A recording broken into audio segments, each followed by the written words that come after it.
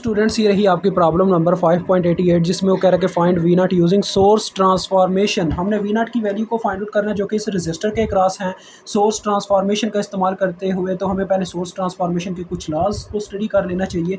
तो देखिए source transformation होगा क्या, हम एक वोल्टेज सोर्स को करंट सोर्स में कन्वर्ट कर सकते हैं, ठीक है जी। इसी तरह से हम ये कन्वर्जन की मदद से ही एक सोर्स को छोटा करते हैं, ठीक है। देखें बच्चों, हमेशा वोल्टेज सोर्स करंट सोर्स में तभी कन्वर्ट हो सकता है, यानी कि वोल्टेज सोर्स के साथ रजिस्टर को सीरीज़ में होना चाहिए। जब दो इलेक्ट्रिकल कंपोनेंट्स के दरमियान वायर का सिर्फ एक टर्मिनल कॉमन हो ना, तो वो सीरीज़ में होते हैं। आप देखें, ये वोल्टेज सोर्स और रजिस्टर के दरमियान वायर का सिर्फ एक टर्मिनल कॉमन है, बाकी दोनों का ओपन पड़ा हुआ है, कनेक्टेड नहीं है आपस में। तो लिहाजा किसी और भी चीज़ से कनेक्ट होना तब भी आपस में, यानी कि अपर और लोअर टर्मिनल जब दोनों के बीच में कॉमन होगा तब ये पैरेलल में होंगे, अदरवाइज ये सीरीज़ में होंगे। सीरीज़ में जब होंगे तो ये दोनों आपस में फिर कनेक्शन रखते हैं। तो अब हम इसको एक करंट सोर्स में कन्वर्ट कर सकते हैं इस फॉर्म में। कैसे? ओहम्स लॉ की मदद से, यानी कि हम यहाँ पे एक इक्वेशन इस्तेमाल करें इस तरीके से, I1 = V1/R। तो मुझे I1 की वैल्यू मिल जाएगी। तो फिर मैं क्या करूँगा, I1 का एक करंट सोर्स लगाऊंगा। तो देखिए पॉजिटिव टर्मिनल ऊपर की तरफ है, तो लिहाजा पॉजिटिव टर्मिनल जिस तरफ होता है ना, हमेशा करंट प्लस के टर्मिनल में से निकलती है, तो ऊपर की तरफ करंट निकलेगी। इस वजह से इसकी डायरेक्शन भी ऊपर की तरफ रखी गई है, जो करंट सोर्स फिर हमने लगाया। और जो रजिस्टर पहले सीरीज में लगा हुआ था, अब हमने पैरेलल में लगा दिया। देखें कैसे कि इस करंट सोर्स के साथ इसका अपर टर्मिनल भी कॉमन है और लोअर टर्मिनल भी कॉमन है, तो लिहाजा ये दोनों पैरेलल में लगे हुए हैं। तो यानी वोल्टेज सोर्स जब करंट सोर्स में कन्वर्ट होता है तो उसका रजिस्टर उसके साथ है पैरेलल में लग जाता है। अब ये चीज़ तो आपने समझ ली। अगर आप करंट सोर्स को वोल्टेज सोर्स में कन्वर्ट करना चाहो तो ये उसका उल्टा होगा, यानी कि करंट सोर्स के साथ रजिस्टर को पैरेलल में लगा हुआ होना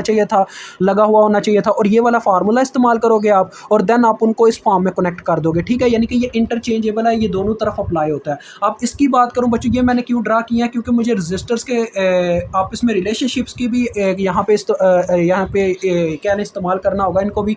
तो लिहाजा देखो, जब दो रजिस्टर के बीच में एक टर्मिनल वायर का कॉमन हो तो वो सीरीज़ में होते हैं, बात वही है। अपर और लोअर टर्मिनल कॉमन हो तो पैरेलल में होते हैं। अगर दो रजिस्टर सीरीज़ में लगे तो उनको आप एक रजिस्टर में कन्वर्ट कर सकते हो इस तरीके से, उन दोनों की वैल्यूज़ को जमा करके इक्विवेलेंट निकाल सकते हो, ठीक है। यानी कि आप दो रजिस्टर से एक कंपोनेंट बना सकते हो, तो इससे आपका सर्किट छोटा होता चला जाएगा। यही काम हमने करना है असल में। और जब पैरेलल में लगे हो तो इस तरीके से उनका निकाला जाता है, ऊपर मल्टीप्लिकेशन कर दी जाती है, वैल्यूज़ की नीचे जमा कर दिया जाता है। समझ गए मेरी बात को? तो चले आए आप सर्किट के ऊपर ये सब रूल्स अप्लाई करते हैं। सबसे पहले नंबर पे देखो, ये जो दो रजिस्टर हैं इस साइड पे और उस साइड की बात मैं बाद में करता हूँ। ये जो दो रजिस्टर इस साइड पे लगे हुए हैं, इन दोनों में वायर का एक टर्मिनल कॉमन है, ठीक है। तो ये दोनों क्या हुए जी, सीरीज़ में हुए। तो लिहाजा देखो, मैं इन दोनों की वैल्यूज़ को जमा करना चाहूँगा। मैं इनको एक एक नाम दे देता हूँ, R1, और इसको नाम दे देता हूँ R2 का। तो मैं R3 के नाम से, या R1 प्राइम कह लो, R1 प्राइम, ताकि एक अलहदा से भी सीरीज़ चलती रहे। R1 प्राइम के नाम से इन दोनों का एक रजिस्टर निकालने जा रहा हूँ, जो कि क्या होगा, R1 + R2, क्योंकि ये सीरीज़ में है। तो क्या होगा जी, 4 + 2 6 हो जाएगा। एक दफ़ा आप लिख लीजिएगा 4K + 2K। मैं डायरेक्ट आंसर लिख रहा हूँ। देखिए 4K + 2K करने से आपको पता क्या हो जाएगा, 6K हो जाएगा। तो 6 किलो ओहम आ गया मेरे पास इसका आंसर। तो अब ये सिर्फ एक रजिस्टर रह गया। और दूसरी तरफ बच्चों, मैं क्या करना चाहता हूँ, इस वोल्टेज सोर्स को करंट सोर्स में कन्वर्ट करना चाहता हूँ, ताकि वो जो रजिस्टर इस तरीके से लग के आएगा, इसके साथ पैरेलल में वो इसके साथ एक कॉम्बिनेशन बनाएगा और एक रजिस्टर रह जाएगा और हमारा काम आसान हो जाएगा। तो मैं क्या करता हूँ, इधर इस वोल्टेज सोर्स को V1 का नाम दे लेता हूँ और इस रजिस्टर को मैं R3 का नाम दे लेता हूँ, ठीक है जी। और इसको कन्वर्ट करता हूँ एक करंट सोर्स में। तो देखें, वो भी मैं करने जा रहा हूँ। I1 के नाम से मैं करंट फाइंड आउट करने जा रहा हूँ, विच इज़ इक्वल टू क्या होगा, V1/R3, यानी ओहम्स लॉ लगेगा simple, which is equal to, आप देख ही सकते हैं क्या होगा जी, 12/4। देखो बच्चों, आप यार ये वैल्यूज़ डायरेक्ट ही करते जाना, मैं बस वेरिएबल्स के नाम लिखूंगा और कैलकुलेशन करूंगा। देखो 12/4 आएगा, तो 12/4 करने से क्या होगा, 3 आ जाएगा, और किलो ऊपर जाके मिली बन चुका होगा, तो 3 मिली एम्पेयर आपके पास आ जाएगा। अब इस सर्किट की ज़रा ना शक्ल देखिएगा कैसी बनती है। अब ये सर्किट कुछ अजीब तरीके से रेडी होगा। ये देखें, ये एक रजिस्टर रह गया इस साइड पे हमारा, जिसका नाम है अब R1 प्राइम, और उसकी वैल्यू है 6 किलो ओम, ठीक है जी। और साथ में आगे ये करंट सोर्स लगा हुआ है हमारा 2 मिली एम्पेयर। देन आगे देखो बच्चों, ये 12 किलो ओम का रजिस्टर लगा हुआ है। फिर आगे हमारा वो रजिस्टर लगा हुआ है जिससे हमारा मेन काम है, यानी कि 3 किलो ओम का। इसके क्रॉस बच्चों मुझे वोल्टेज फाइंड आउट करना है, तो मैं ऐसे मेंशन भी कर सकता हूँ नीचे, वो लाजमी नहीं है वो टर्मिनल ऐसे ओपन करके ही दिखाए जाएं, ठीक है। ये चीज़ आप समझ सकते हो इस बात को। और ये 12 किलो ओम का इस साइड पे भी लगा हुआ है, ये देखो, देखते जाओ बस।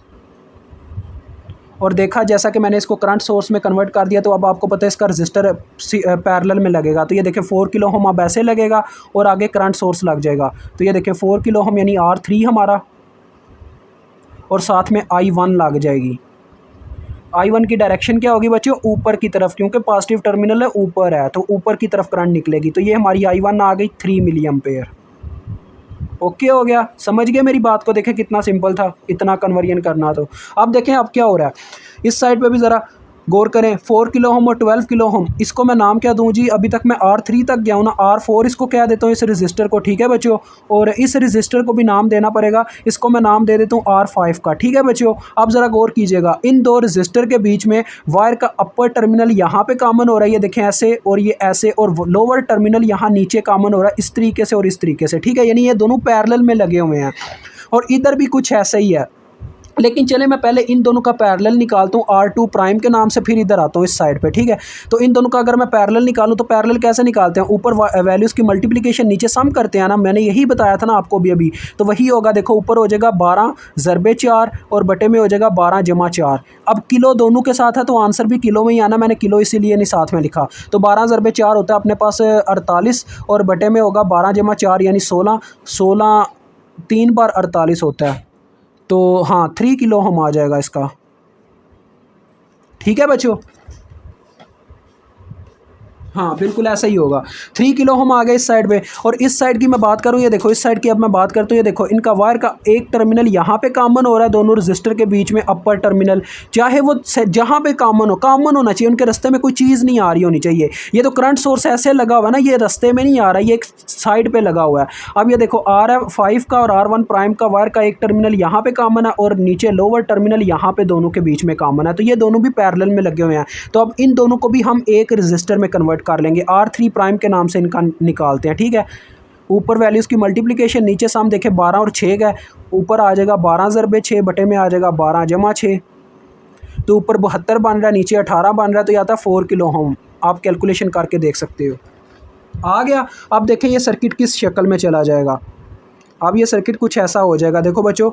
अब ये सिर्फ एक करंट सोर्स इस साइड पे लगा हुआ है, देखें एक करंट सोर्स हमारा लगा हुआ है, ये 2 मिली एम्पेयर वाला, साथ में उसके ये एक रजिस्टर लगा हुआ है जिसका अभी अभी हमने निकाला, कैलकुलेशन किया,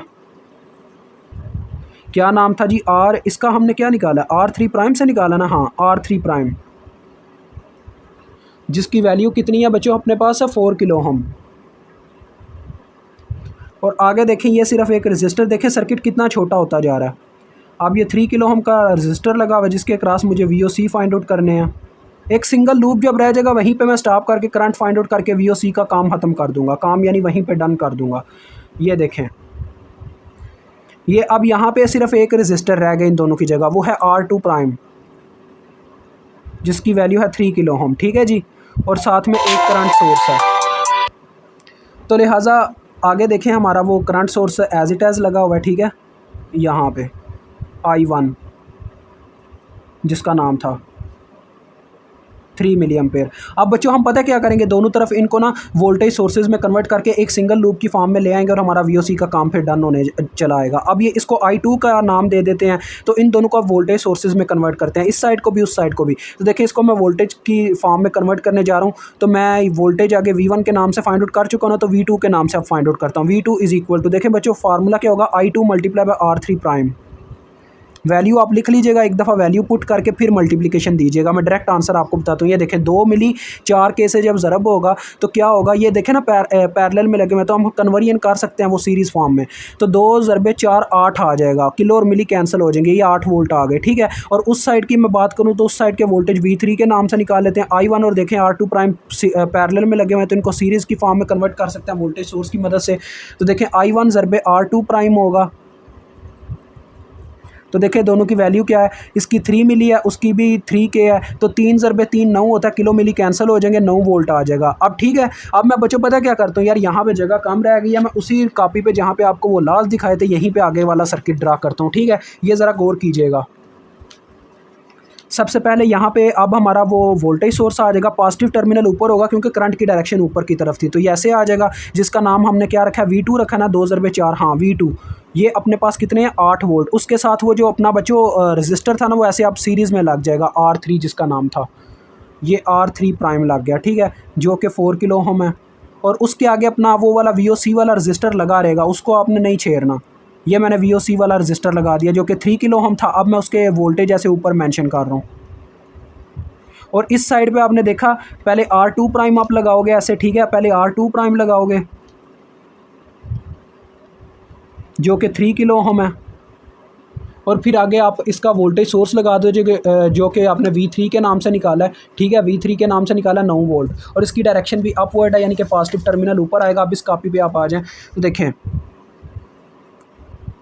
यानी आ जाएगा ऊपर प्लस माइनस, ये हमारा V3 जो कि 9 वोल्ट के बराबर आया था, इतने ही आए थे ना, हाँ बिल्कुल। अब बच्चों ये एक सिंगल लूप रह गया। मैं चाहूँ तो इसको मज़ीद छोटा कर सकता हूँ, लेकिन मज़ीद छोटा करने का फ़ायदा को नहीं है। अब हम यहीं से काम डन करते हैं यार, कहाँ पे अब हम लगे रहेंगे इसी चीज़ में। तो देखो यार, सिंपल सी बात है, इसके अंदर एक ही करंट फ्लो करेगी, सिंगल लूप है, तो मैं इस करंट की वैल्यू फाइंड आउट करता हूँ। इसका नाम रख लेते हैं अब I1 प्राइम कह लेता हूँ, क्योंकि मैंने I1 I2 I3 ऐसे इस्तेमाल किए हैं नाम, तो I1 प्राइम कह लेते हैं इसको, ठीक है।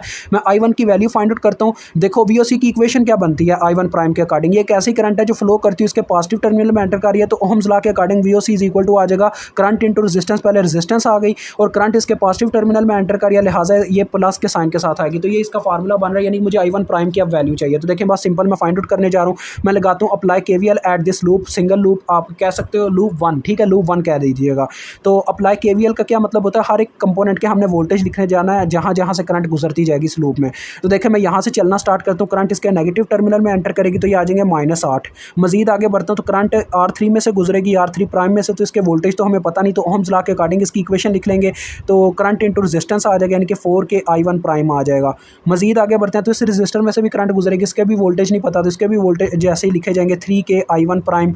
मजीद आगे बढ़ा, फिर इसके वोल्टेज वो भी ऐसे ही लिखे जाएंगे 3K I1 प्राइम। देन आगे जाके आप देख सकते हो इसके पॉजिटिव टर्मिनल में करंट एंटर करेगी, तो ये आ जाएंगे +9 विच इज़ इक्वल टू 0, क्योंकि चक्कर मुकम्मल हो गया हमारा। हम वहीं पे वापस आगे जहाँ से चलना स्टार्ट किया था। अब ये देखो, 4 + 3 7, 7 + 3 10, तो 10 किलो I1 प्राइम। और इसकी बात करूँ तो देखो, 9 में से 8 माइनस कर दिया गया, तो पीछे कितना रह गया, 1 रह गया, तो 1 दूसरी जानिब जाके -1 हो गया। अब देखें I1 प्राइम की आपके पास क्या वैल्यू आ रही है, I1 prime is equal to, ये VOC था, सॉरी बच्चों, ये VOC नहीं है, माजरत, ये VOC नहीं है, ये V0 है। मैं VOC लिखता जा रहा हूँ क्योंकि मैंने VOC पढ़ा हुआ था, तो ये V0 है, इसका नाम V0 है और कुछ भी नहीं है, मिस्टेक, ठीक है, तो वो कर लीजिएगा, ठीक। -1 और बटे में ये 10K चला गया। वेरिएबल का नाम चेंज होने से फ़र्क नहीं पड़ता, लेकिन मैंने वेरिएबल तो वही देना ना जो उन्होंने कहा हुआ है, तो इसको डिवाइड करेंगे तो ये आ जाएगा -0.1 किलो, ऊपर जाके मिली बन जाएगा, तो ये इतना आ रहा है। अब इसको यहाँ पे पुट करते हैं तो देखें, 3K मल्टीप्लाई विद -0.1 मिली,